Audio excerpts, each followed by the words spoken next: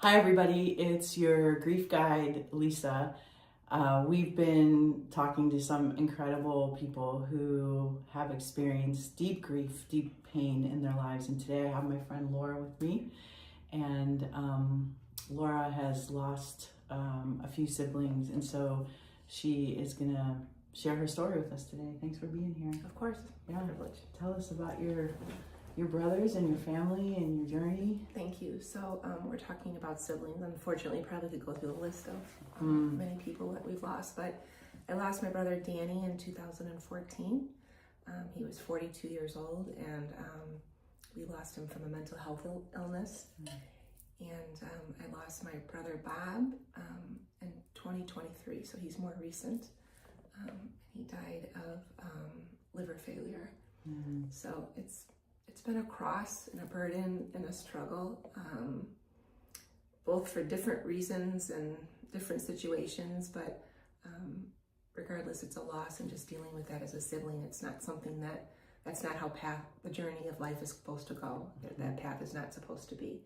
So my brother Bob was an older brother, and my brother Danny was a younger brother from me. So it's been a journey for sure. And what is that, what does that feel like, Laura, in the family dynamic system of both of your brothers? Sure. I come from a large family. There's 8 siblings and my parents. My dad was here when we lost my brother Danny, and as a family unit, initially it was almost unbearable. It was just such an agonizing journey for all of us, especially my parents. To lose a son, he was 42 years old, and just to say that it was a blindside, it was just so incredibly unexpected for all of us. I think my parents were at Culver's having a fish sandwich, and they had gotten the news. They came home. It was very, very traumatic. My younger sister and I were actually in Minneapolis when we got the news, and we kind of lost our minds for a bit. We really, really did. And that was just a very long, grueling time period. Very, very traumatic to think of. With my brother Bob, it was more of a progressive loss. We knew he was ill, and I was actually in California with my mom, thank God, and we had gotten a call that he was declining quickly, so her and I came home and spent a couple days, trying to figure the situation out with him and his family, and then eventually he passed. So it's difficult. It's just unfathomable that this life process sort of unfolds in a very, very unexpected way. I think for my parents, my heartache, we lost my dad in 2017, so that was a few years after we lost Danny, and then quite a few years before we lost my brother Bob. So my mom carries the cross of a mom losing children, as you know, but it's difficult. It's very, very difficult.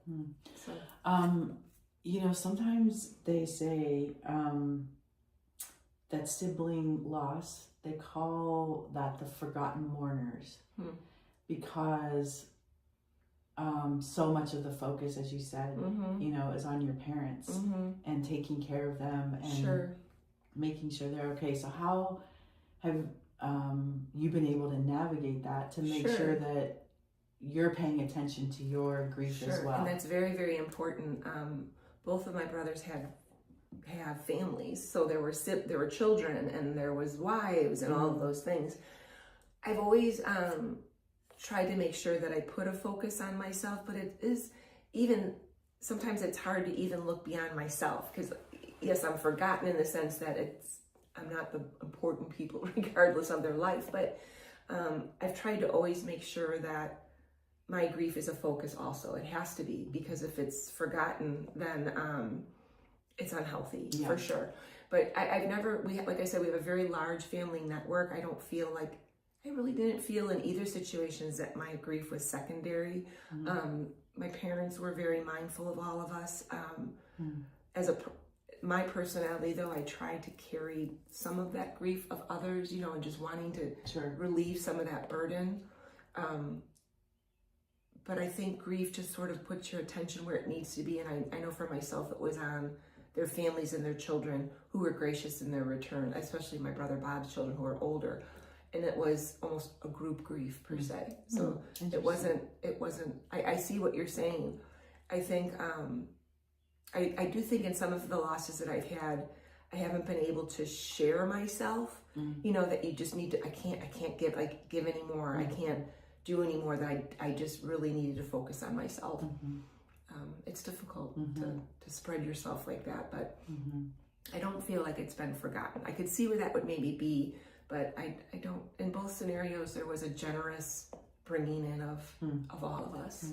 So maybe that's unique. But. Yeah, well, and I would also say, I think you make a good point about, I forget now the way you just said it, but it was really good.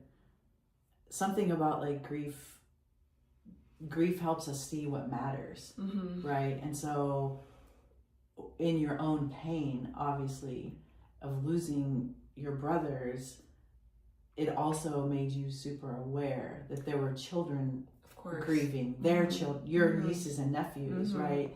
And so that's what matters. Yes, and it does. And that's, I always say there can be gifts in grief, right? And maybe those are some of the gifts where we're not completely neglecting our grief, but we also see that sometimes we just need to show up for those we love because they need it too. Of course.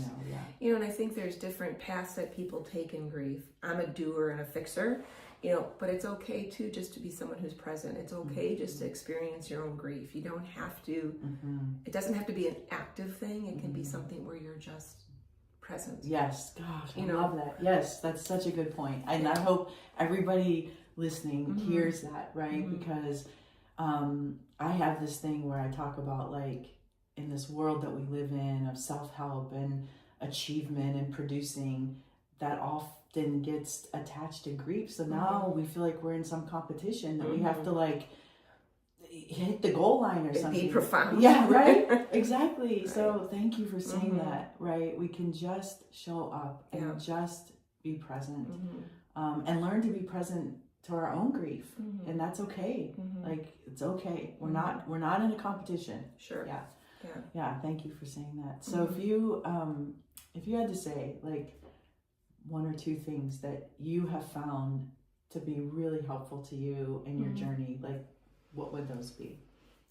I think the most thing is that there's not a way to grieve. There's not a path or a guidebook. I mean, grief is so unique and so individual, and you almost just have to experience it.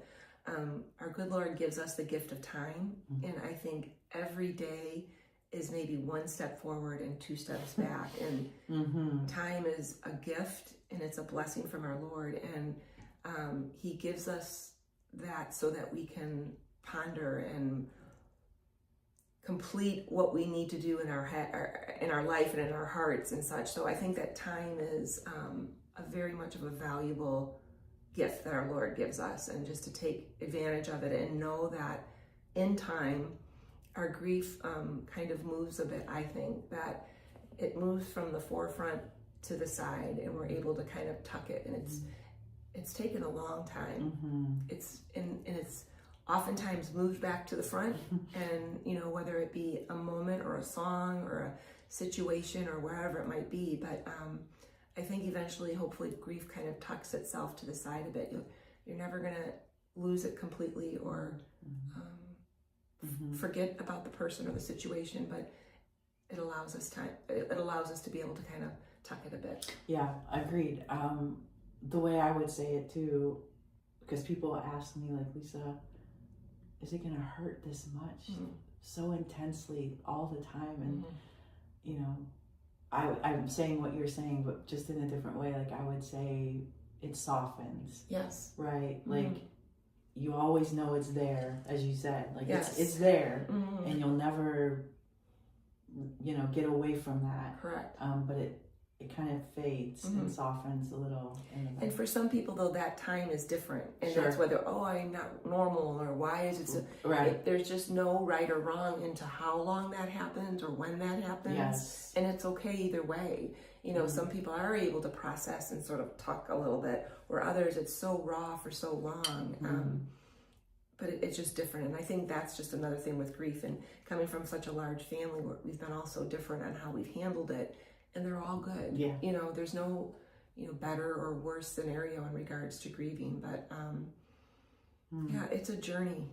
It's a journey, and it's unfortunate, but everyone's going to experience a loss, and how we handle it. And I guess that would be the good that would come from it. I look back on, what are the fruits of this? And for me, especially with my younger brother, the discussion of mental health and discussing that thing has been a huge gift.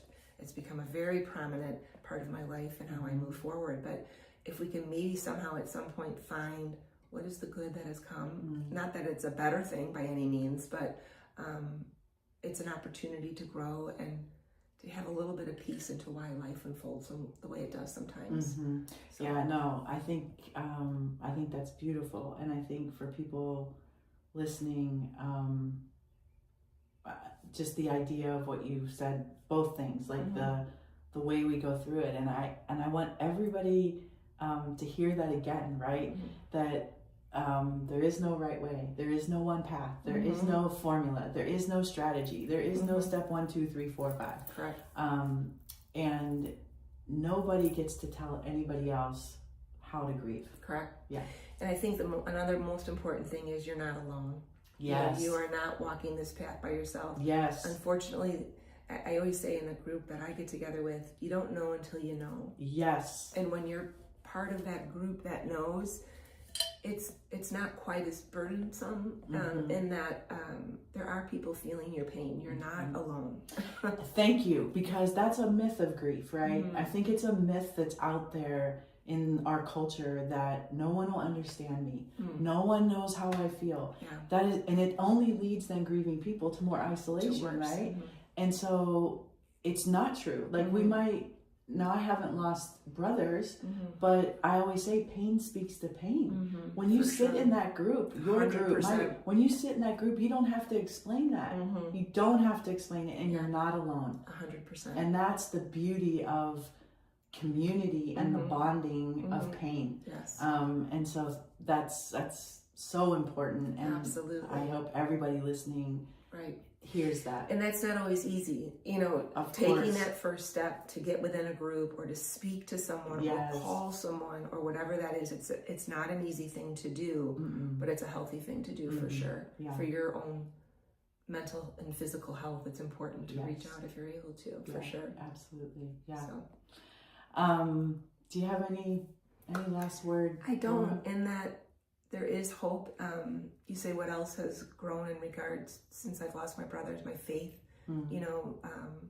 my connection with my siblings and my parents. My mom especially, we share a bond that is, it's difficult to put to words, but that there is a connection there in regards to that. But